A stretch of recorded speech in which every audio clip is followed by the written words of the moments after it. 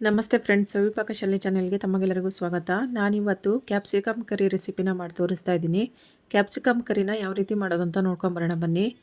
ಈಗ ಗ್ಯಾಸ್ ಮೇಲೆ ಒಂದು ಫ್ರೈ ಪ್ಯಾನ್ನ ಇಟ್ಕೊತಾ ಇದ್ದೀನಿ. ಅದಕ್ಕೆ 1 ಟೇಬಲ್ ಸ್ಪೂನ್ ಆಗುವಷ್ಟು ಎಣ್ಣೆನ ಹಾಕ್ಕೊಳ್ತಾ ಇದ್ದೀನಿ. 2 ಟೇಬಲ್ ಸ್ಪೂನ್ ಆಗುವಷ್ಟು ಕಡಲೆ ಬೀಜನ ಹಾಕ್ಕೊಂಡಿದ್ದೀನಿ. ಅರ್ಧ ಇಂಚಷ್ಟು ಶುಂಠಿನ ಕಟ್ ಮಾಡ್ಕೊಂಡು ಹಾಕ್ಕೊಂಡಿದ್ದೀನಿ. 5ರಿಂದ 6 ಎಸಳು ಬೆಳ್ಳುಳ್ಳಿ ಹಾಕ್ಕೊಂಡಿದ್ದೀನಿ. ಒಂದು 5ರಿಂದ 6 ಗೋಡಂಬಿ ಹಾಕ್ಕೊಂಡಿದ್ದೀನಿ. ಒಣ ಕೊಬ್ಬರಿನ ಒಂದು ಸ್ವಲ್ಪ ಹಾಕ್ಕೊಂಡಿದ್ದೀನಿ ಕಟ್ ಮಾಡಿಕೊಂಡು. ಇದಿಷ್ಟು ಒಂದು ಸ್ವಲ್ಪ ಚೆನ್ನಾಗಿ ಎಣ್ಣೆಯಲ್ಲಿ ಹುರ್ಕೊಳ್ಬೇಕು. ಜಾಸ್ತಿ ಕೆಂಪುಗಾಗೋಕ್ಕೇನು ಬಿಡೋದೇನು ಬೇಡ. ಇವಾಗೆಲ್ಲವೂ ಒಂದು ಸ್ವಲ್ಪ ಹುರ್ಕೊಂಡಿದ್ದಾಗಿದೆ. ಇದಕ್ಕೆ ಇವಾಗ 3ರಿಂದ 4 ಬ್ಯಾಡಗಿ ಮೆಣಸಿನ್ಕಾಯಿನ ಹಾಕ್ಕೊಳ್ತಾ ಇದ್ದೀನಿ. ಬ್ಯಾಡಗಿ ಮೆಣಸಿನ್ಕಾಯಿ ಹಾಕ್ಕೊಂಡು ಚೆನ್ನಾಗಿ ಹುರ್ಕೊಳ್ಬೇಕು. ಇವಾಗ ಒಂದು ಸ್ವಲ್ಪ ಹುರ್ಕೊಂಡಿದೆ. ಇದಕ್ಕೆ ಇವಾಗ 2 ಟೊಮೆಟೊನ ಕಟ್ ಮಾಡಿಕೊಂಡು ಹಾಕ್ಕೊಳ್ತಾ ಇದ್ದೀನಿ. ಟೊಮೆಟೊ ಹುರ್ಕೊಂಡು ಹಾಕಿಲ್ಲ ಅಂತ ಹೇಳಿದ್ರು ಪರವಾಗಿಲ್ಲ, ಹಸಿದಾದರೂ ಹಾಕ್ಕೊಳ್ಬೋದು. ಆದರೆ ಹಸಿ ಸ್ಮೆಲ್ ಹೊಡಿತಾ ಇದೆ ಅಂತ ಹೇಳ್ಕೊಂಡು ನಾನು ಒಂದು ಸ್ವಲ್ಪ ಹುರಿಯೋಕ್ಕೆ ಹಾಕ್ಕೊಳ್ತಾ ಇದ್ದೀನಿ. ಟೊಮೆಟೊ ಎಲ್ಲ ಹುರ್ಕೊಂಡು ಒಂದು ಸ್ವಲ್ಪ ಮೆತ್ತಗಾಗಿದೆ. ಇದು ಇವಾಗ ಆಗಿದೆ. ಇದನ್ನೊಂದು ಸ್ವಲ್ಪ ತಣ್ಣಗೆ ಹಾಕೋಕ್ಕೆ ಬಿಟ್ಬಿಡಬೇಕು.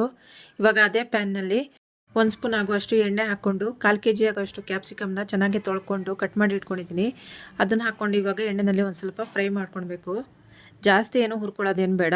ಒಂದು 3ರಿಂದ 4 ನಿಮಿಷ ತನಕ ಹುರ್ಕೊಂಡ್ರೆ ಸಾಕಾಗುತ್ತೆ. ಕ್ಯಾಪ್ಸಿಕಮ್ ಬೇಗ ಮೆತ್ತಗಾಗಿಬಿಡುತ್ತೆ. ಜಾಸ್ತಿ ಹೊತ್ತು ತನಕ ಹುರ್ಕೊಳ್ಳೋದೇನು ಬೇಕಾಗಿಲ್ಲ. ಇವಾಗ ನೋಡಿ, ಇದು ಕ್ಯಾಪ್ಸಿಕಮ್ ಹುರ್ಕೊಂಡಿದ್ದಾಗಿದೆ. ಇದನ್ನೀಗ ಎತ್ತಿಡ್ತಾ ಇದ್ದೀನಿ.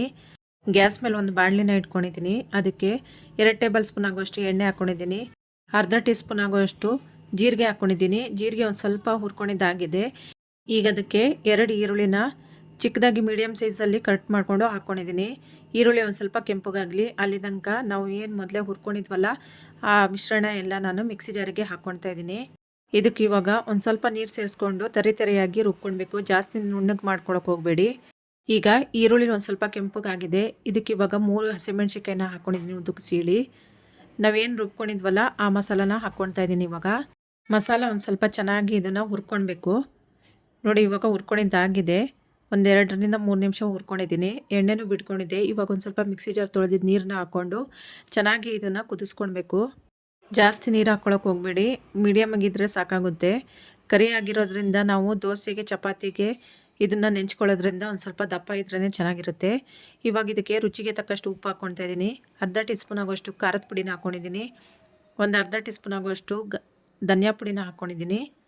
ಕಸೂರಿ ಮೇಥಿ ಒಂದು ಸ್ವಲ್ಪ ಹಾಕ್ಕೊಂಡಿದ್ದೀನಿ. ಇದಿಷ್ಟು ಹಾಕ್ಕೊಂಡು ಚೆನ್ನಾಗಿ ಇದನ್ನು ಕಲಸಿ ಮಿಕ್ಸ್ ಮಾಡ್ಕೊಂಡಿದ್ದೆಲ್ಲ ಆಗಿದೆ. ಇವಾಗ ಇದಕ್ಕೆ ನಾವು ಕ್ಯಾಪ್ಸಿಕಮ್ ಮೊದಲೇ ಎಣ್ಣೆಯಲ್ಲಿ ಹುರ್ಕೊಂಡು ಇಟ್ಕೊಂಡಿದ್ವಲ್ಲ ಅದನ್ನು ಹಾಕ್ಕೊಳ್ತಾ ಇದ್ದೀನಿ. ಇದಕ್ಕೆ ಹಾಕಿ ಒಂದು ಸತಿ ಚೆನ್ನಾಗಿ ಕಲಿಸ್ಕೊಳ್ಬೇಕು. ಕಲಿಸ್ಕೊಂಡು ಒಂದು ಸತಿ ಚೆನ್ನಾಗಿ ಕುದಿಸ್ಕೊಂಡ್ರೆ ಸಾಕಾಗುತ್ತೆ.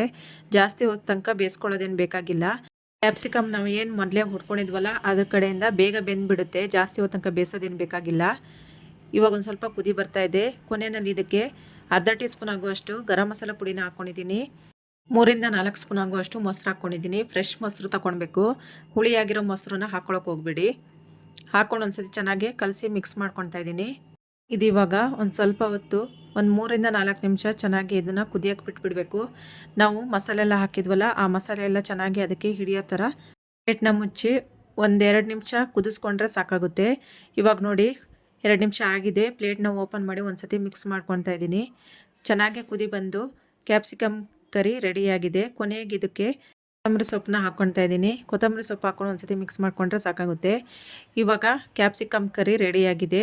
ಕ್ಯಾಪ್ಸಿಕಮ್ ಕರಿ ಗೋಡಂಬಿ ಮತ್ತು ಕಡಲೆ ಬೀಜ ಹಾಕಿ ಮಾಡಿರೋದ್ರಿಂದ ತುಂಬಾ ಟೇಸ್ಟಾಗಿ ರುಚಿಯಾಗಿರುತ್ತೆ ತಿನ್ನೋದಕ್ಕೆ. ಮತ್ತು ಇದನ್ನು ದೋಸೆ, ಚಪಾತಿ, ಪೂರಿ, ಪರೋಟ, ರೊಟ್ಟಿ ಇದ್ರ ಜೊತೆ ತಿನ್ನೋದಕ್ಕೂ ತುಂಬಾ ಚೆನ್ನಾಗಿರುತ್ತೆ. ತುಂಬಾ ಸಿಂಪಲ್ಲಾಗಿ ಬೇಗನೆ ಮಾಡ್ಕೊಬೋದು. ಈ ಕ್ಯಾಪ್ಸಿಕಮ್ ಕರಿ ಇಷ್ಟ ಆದರೆ ನೀವು ನಿಮ್ಮನೇಲಿ ಒಂದ್ಸತಿ ಟ್ರೈ ಮಾಡಿ ನೋಡಿ ಫ್ರೆಂಡ್ಸ್. ಇಷ್ಟ ಆದರೆ ಲೈಕ್ ಮಾಡಿ, ಶೇರ್ ಮಾಡಿ, ಸಬ್ಸ್ಕ್ರೈಬ್ ಮಾಡಿ friends. Thank you for watching.